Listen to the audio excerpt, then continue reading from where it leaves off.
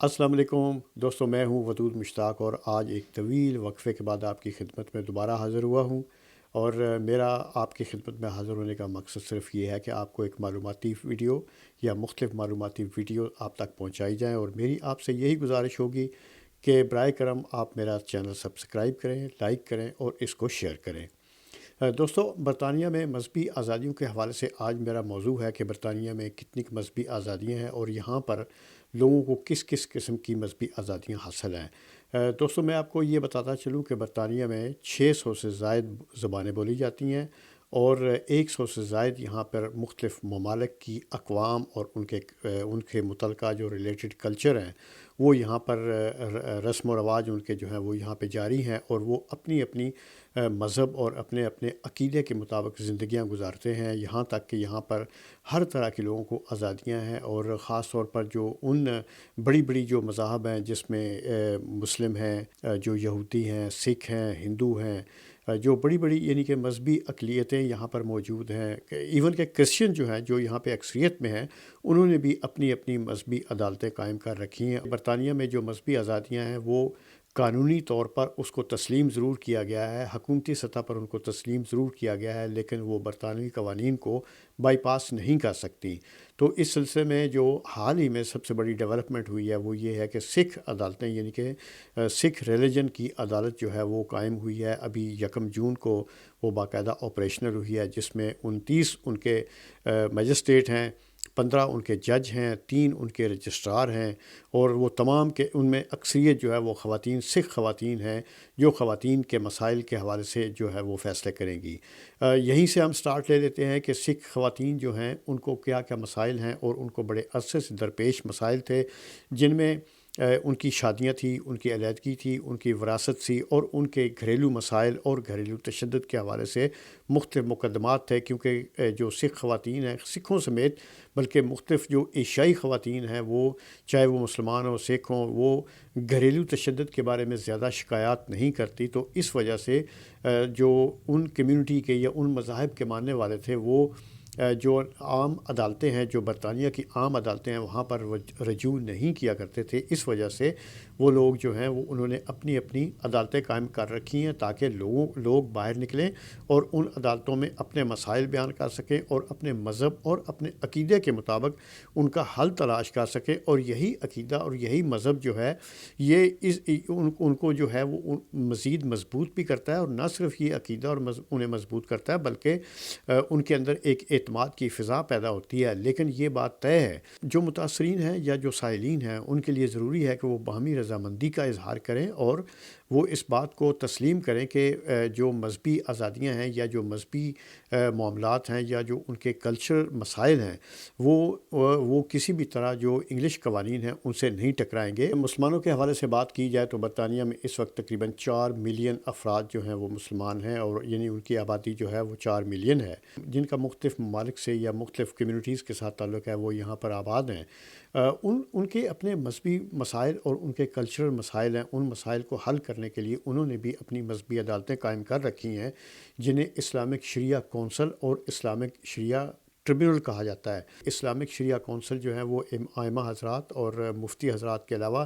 جو ماہرین اسلامی قوانین یا شرعی قوانین کے حوالے سے جو لوگ ماہرین ہیں، ان پر مشتمل یہ کونسلیں ہوتی ہیں جو شرعی لحاظ سے فیصلے کرتی ہیں، جس میں سب سے زیادہ مسائل جو ہیں وہ طلاق کا، شادی کا، وراثت کا اور اس طرح کے اور جو مذہبی معاملات ہیں۔ اس لحاظ سے برطانیہ میں 30 سے 85 مختلف ٹریبونل جو ہیں وہ قائم ہیں، اور وہ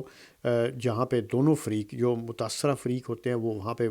رجوع کرتے ہیں، اور اس کا ایک طریقہ کار جو ہے وہ طے کر لیا گیا ہے۔ لیکن یہ عدالتیں بھی جو ہیں وہ انگلش لا سے ابو نہیں ہیں، ان کو یہ بھی انگلش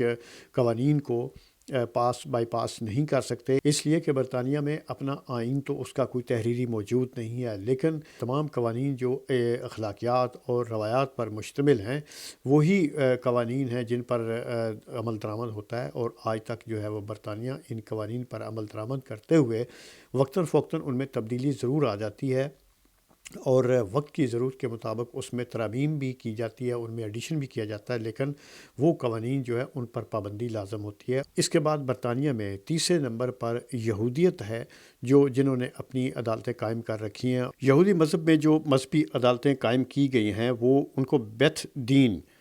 دین کا نام دیا جاتا ہے، اور یہ یہودی آرتھوڈکس کے تحت یہودی مذہبی عدالتیں قائم ہیں جو